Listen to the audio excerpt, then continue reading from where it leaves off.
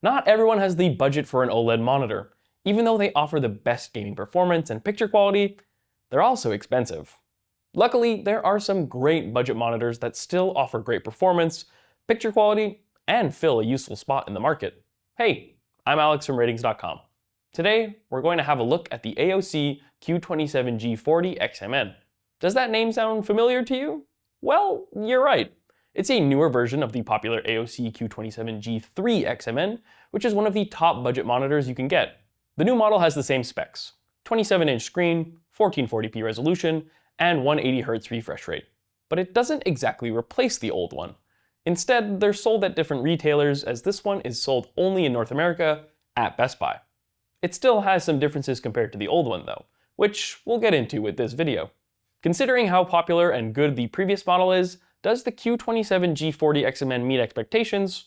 And is it worth getting?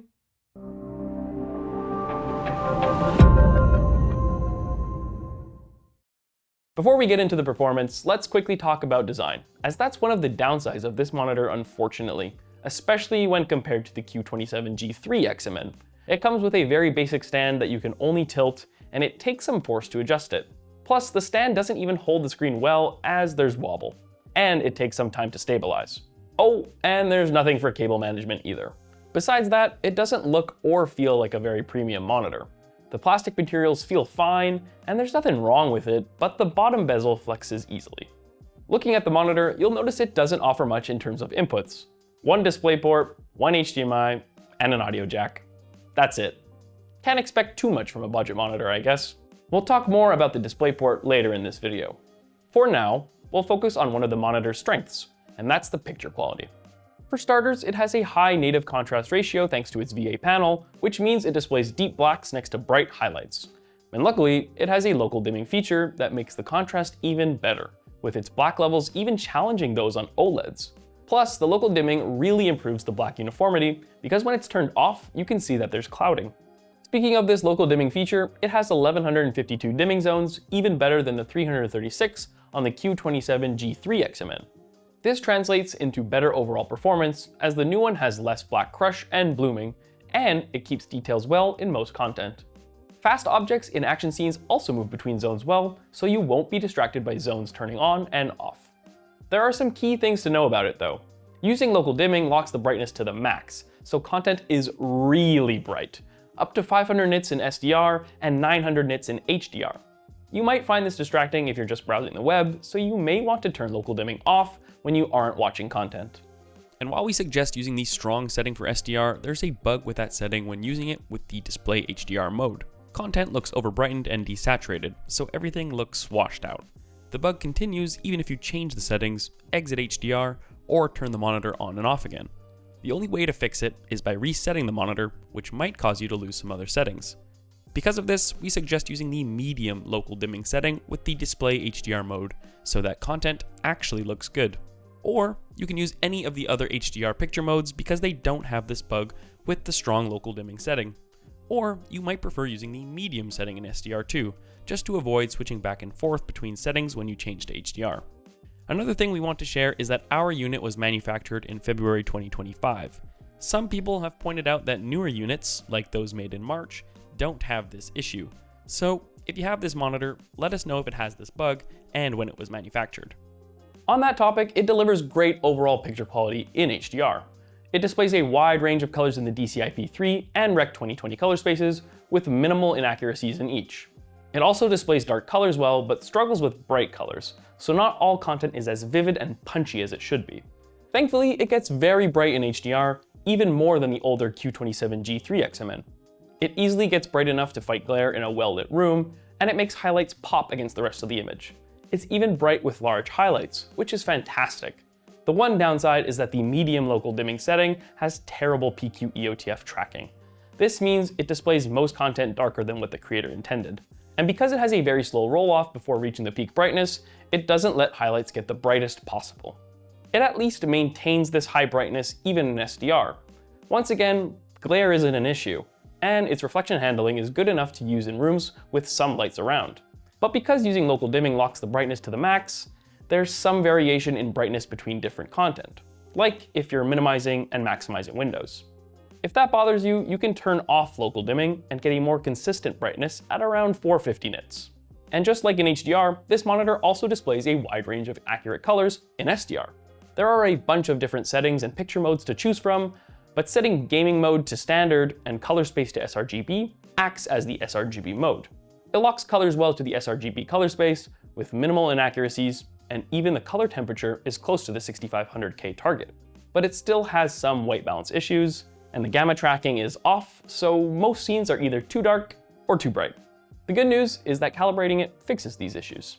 That's good to know if you're a content creator, but this isn't really the best monitor to get for that. That's because it has narrow viewing angles that make the image look washed out from the sides. Combined with the terrible ergonomics, it's hard to share your screen with someone next to you, like a coworker or client. But it's still fine if you're working solo and sit directly in front of it. Plus, its 1440p resolution helps result in sharp text clarity.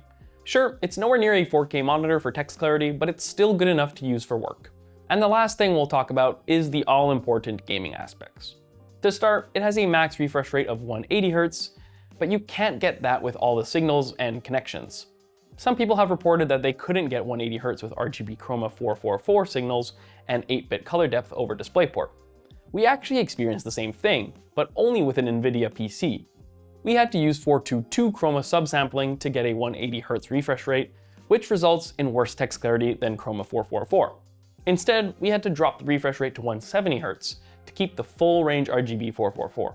This happened with our RTX 5070 Ti graphics card, but when we tried it with our Radeon 7800 XT graphics card, we were able to get 180 Hz, 8-bit RGB 444 signal with a 1440p resolution, no problem. And even though we got different signals with our two PCs, we discovered it uses the same bandwidth over DisplayPort on both. And weirdly, it uses HBR2, which is 5.4 gigabits per second per lane. This is the max bandwidth that DisplayPort 1.2 supports, so this means unfortunately, it's a DP 1.2 input. We tried a bunch of things to verify this, including opening up the monitor to check for any parts numbers to confirm anything, but we had no luck there. Besides this hiccup, it's a great gaming monitor. It supports FreeSync and G-Sync compatibility to reduce screen tearing. It also has great motion handling across its VRR range. There isn't too much blur behind fast-moving objects, especially at its max refresh rate. However, there's still black smearing, which is typical of VA panels, and it has more inverse ghosting as the refresh rate drops. There are some last things to know about it for gaming. It has low input lag for a responsive feel, but you just need to make sure you have low input lag or adaptive sync enabled in the monitor's OSD to get this low latency. It also works well enough with consoles, as it supports most signals with a PS5 or Xbox. But because it doesn't support HDMI 2.1 bandwidth, you can't get 4K at 120 Hz signals from consoles. And lastly, this monitor has noticeable VRR flicker with changing frame rates. This is normal for VA panels like this one, and it's most distracting in dark scenes. It did score pretty well on our test, but it looks worse in person, and it definitely has flicker. So, with all that out of the way, does this monitor meet expectations? And is it worth getting? There's no question it's one of the best budget monitors you can get. The mini LED local dimming with its deep blacks and bright highlights really puts it a step above other budget monitors in terms of picture quality. If you want great picture quality without spending a ton on an OLED, this monitor definitely fills that need. Plus, it's a pretty good gaming monitor, if you're okay with not gaming at its max refresh rate, depending on your setup. But is it a significant improvement over the original Q27G3XMN? Not really. Sure, it has more dimming zones, a better local dimming feature, and gets brighter, but it's also worse in other aspects. The lack of adjustments on its stand is pretty disappointing if you often like to adjust your screen. Plus, you can get a higher refresh rate in HDR with DisplayPort connections on the older model. And because it's easier to find across the world, this is still the best budget monitor for most people. But if you can find the Q27G40XMN for cheaper, then it's worth getting. Of course, this new model doesn't improve on some other issues the old one has, like narrow viewing angles, black smearing, and VRR flicker. That's because these issues are from the monitor's VA panel. You'd have to get an IPS monitor to avoid these issues, and that's where the Xiaomi G Pro 27i comes in. It has better viewing angles and less smearing than the AOC. It also has the same number of dimming zones as the AOC, but it has more blooming and a lower contrast ratio without local dimming. Unfortunately, the Xiaomi is hard to find, which is disappointing. That's all for our review for the AOC Q27G40XMN. If you want more details, check out our written review. The link is in the description below. Until next time, I'm Alex from Rtings.com, where we help you find the best products for your needs. Bye! Like what we do and want to be part of it? Good news! We're looking to hire a new lead for our display team. Don't wait and apply today. The link is in the description below.